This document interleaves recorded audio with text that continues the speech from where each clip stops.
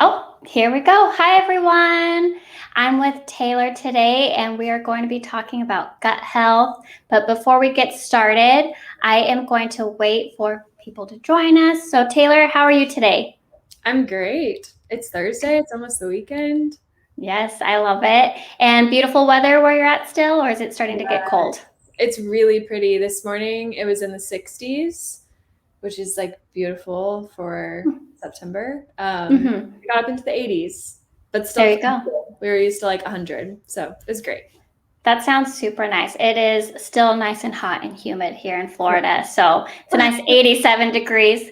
But if you are joining us, I see some people popping in. Put in the comments where you're watching from. I would love to know where everyone's at. I'm in our Florida office right now. And Taylor, you're in Texas? Yep, Austin, Texas. So we've got East and the Midwest. So I'd love to see where everyone's at. And if you have any questions on today's topic, we're talking about gut, your gut health, and how it affects your emotional health as well. And so we're really excited to share all this information with you guys today. Hi, Ranger from Texas. There we go. And Teresa from New Hampshire. Lauren from Canada. There we go. It's probably getting nice and fall weather out there in Canada, Ontario. Well, awesome. We'll give maybe another 20 seconds for people to join before we get started. But while we're waiting, let me introduce Taylor. Taylor is an integrative functional medicine registered dietitian that specializes in gut health. As a college athlete, Taylor was intrigued by the impact her diet had in her life, leading her to pursue a degree in nutrition. Today, Taylor will be sharing how to know if your body is stuck in fight or flight mode, how that affects your gut, and practical tools to help your body and mind relax again. So welcome, Taylor. Thank you so much for joining us today. I'm excited to hear what you have to share with us. Yeah, happy to be here. Should we go ahead Awesome. and jump in or give it a little bit more time? Let's go ahead and jump in. Okay, let's do it. So I'll start by talking about how the gut and the brain are connected. So we have this nerve called the vagus nerve. It's the largest or longest nerve in the body, and it connects our central nervous system, which is our brainstem and our spinal cord, to our gut's nervous system. So we actually have different nervous systems, and one is actually intertwined in the gut, and the vagus nerve connects the two. Wow. And yeah, it's super cool. And something that's interesting is you've probably experienced the vagus nerve working, but didn't realize that's what was happening because it's bidirectional. So if your gut is disturbed for any reason, so if you have like a gut bacteria imbalance or something going on in the gut, it can cause things in the brain like anxiety or irritability or even depression. And then it can also communicate the other direction. So it can go from the brain to the gut. So if you're super nervous, you may get like Feel it. knots in your stomach. Mm-hmm. Or if you are like excited or you have a crush or something, you may get butterflies in your stomach. So everyone watching has probably experienced the vagus nerve at work, but that's what's going on. That's what's happening. It's this communication back and forth between our brain and our gut. That's so interesting. And I will say, I was reading a statistic, and maybe it was about like 90 or 95% of your serotonin is created in your gut. And I had no idea until recently. Yeah. So when somebody, and I see this a lot in my practice when a client is coming in and they are complaining of gut issues. I talk about, what other health issues are you having? Because we want to look at the person as a whole. And a lot of times they do have anxiety or depression or low motivation, things like that. And it's because when the gut's not working, you're not making feel good serotonin and dopamine. So interesting. I had no idea. Yeah. All right, so we have this vagus nerve and it's communicating back and forth. And you were talking about there's the different modes of the nervous system when you and I were chatting before. So can you go into a little bit about that? Yeah. So the vagus nerve, this nerve that connects the gut and the brain, it's also going to play a role in the two different modes of our central nervous system. So the first mode is sympathetic, and a lot of people refer to it as fight or flight, meaning it's priming your body for action. So our ancestors, when there was maybe like a tiger around, it needed to be primed to run away.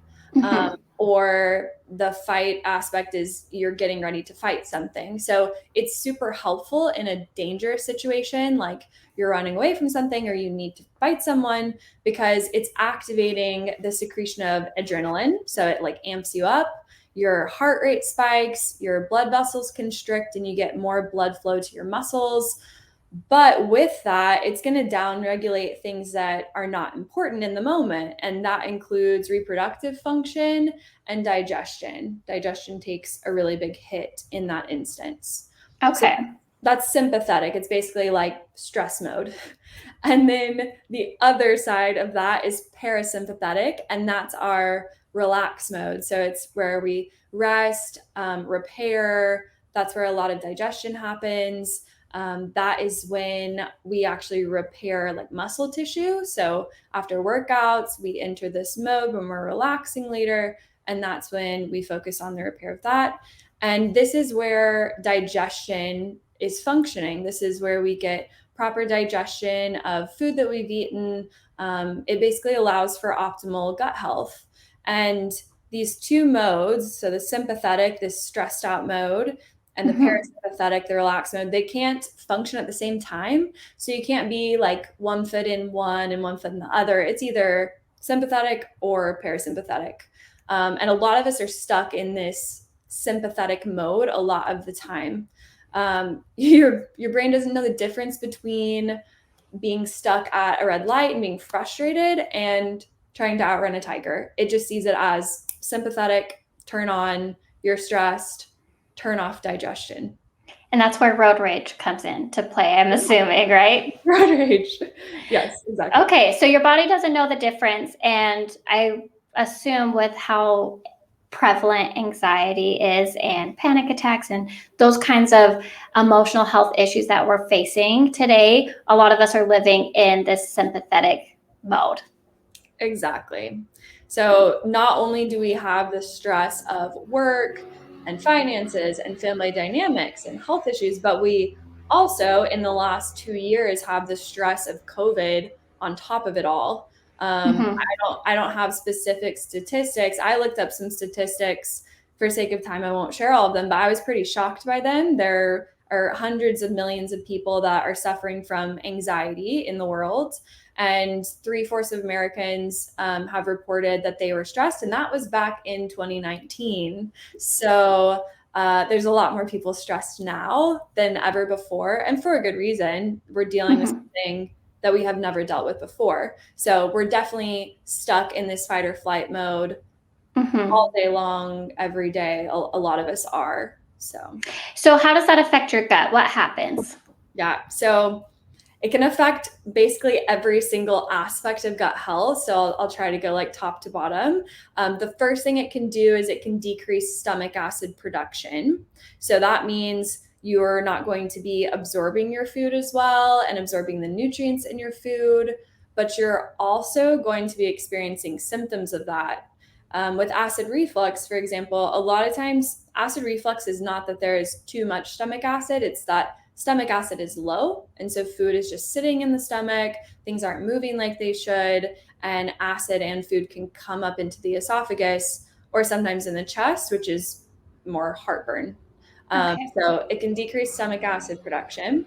It can also decrease the production of digestive enzymes coming from our pancreas and other parts of the GI tract. So we not only have low stomach acid, but we also have low amylase and bile production and everything that's breaking down our food, keeping things moving, keeping our stomach emptying at a proper rate, and allowing us to absorb nutrients like we should.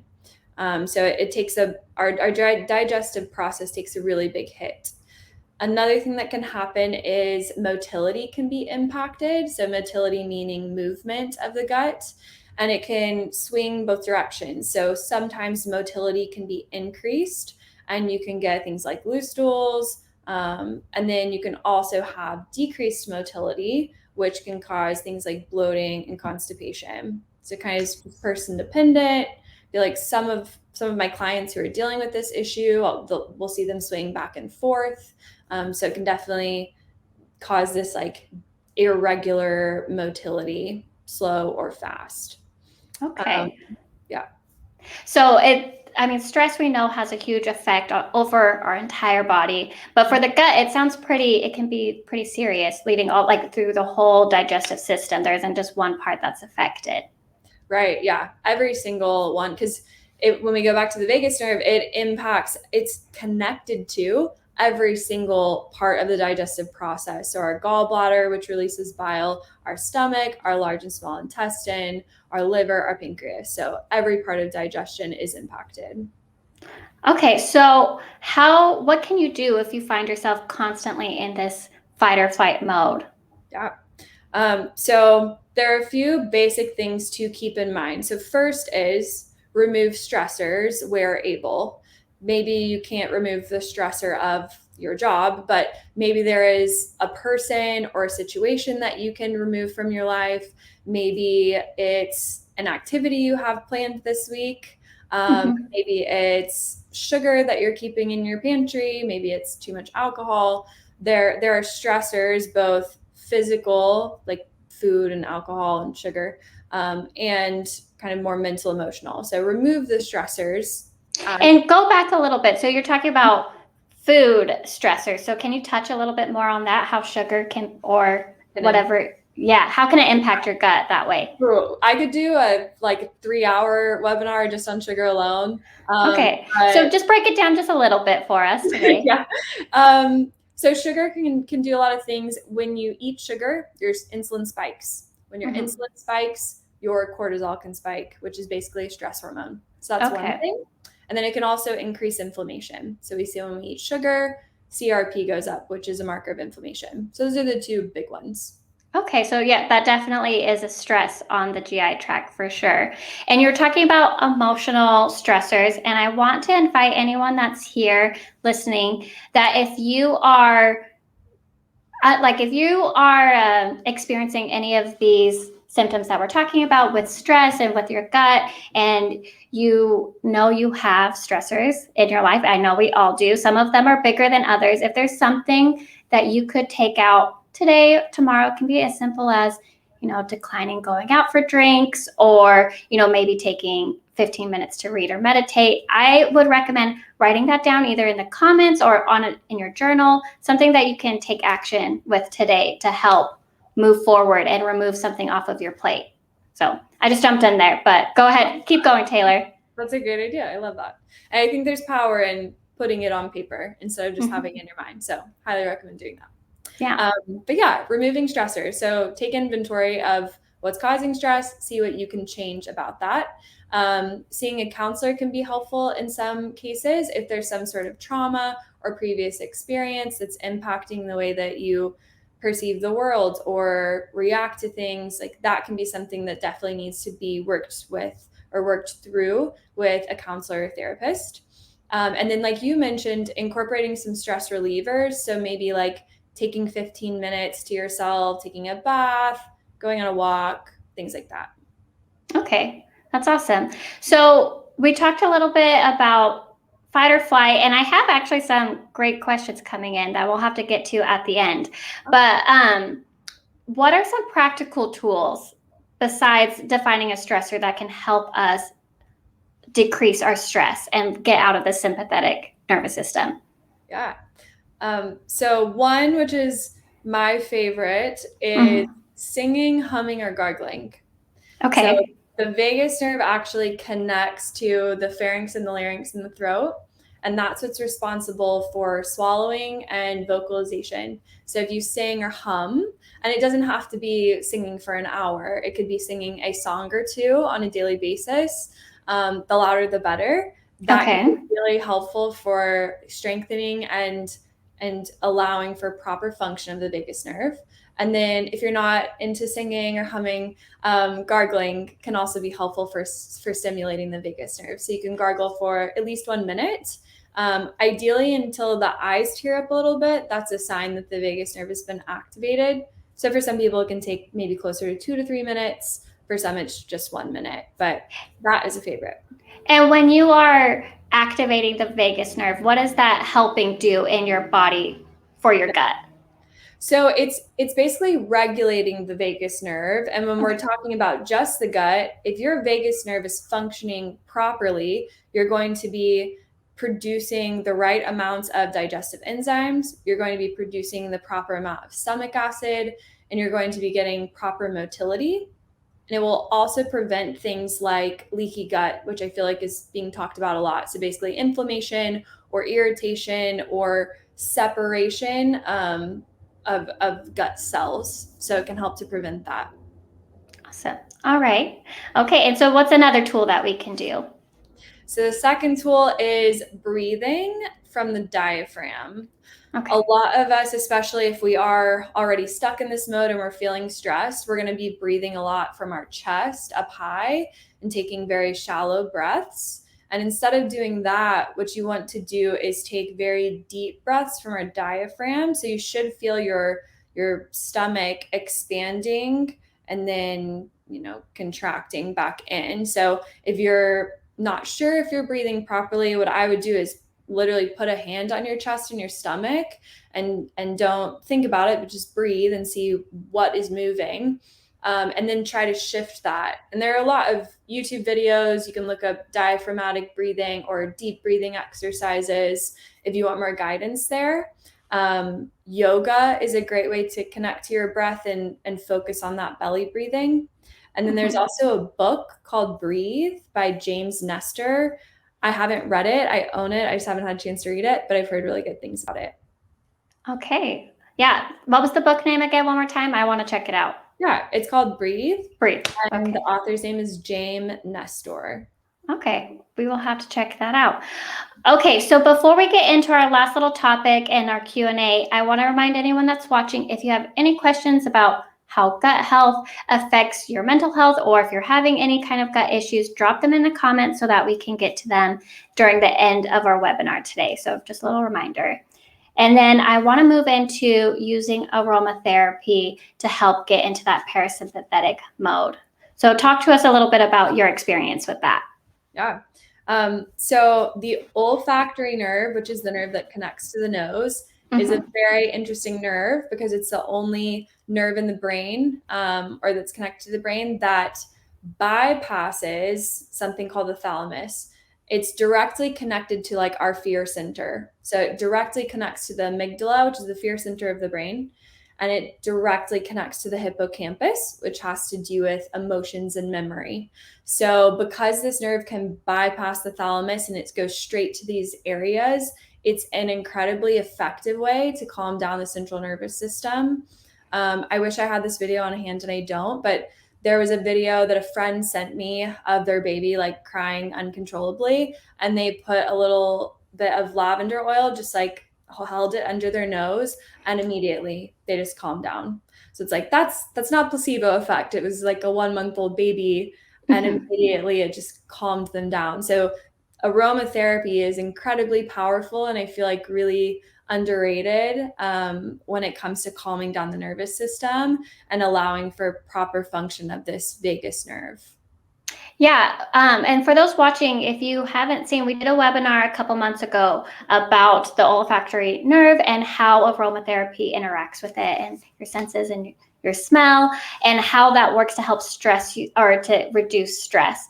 But I wanted to touch a little bit about if you are watching and you have essential oils at home, go ahead and find a few oils and open them up, smell them yourself, and see what the physical effect is for you. Are you able to even out your breathing? Are you able to relax and take a deep breath? And those, because some essential oils work great for others. Like we know lavender is a powerful tool, like you just shared with your video of your friend's baby.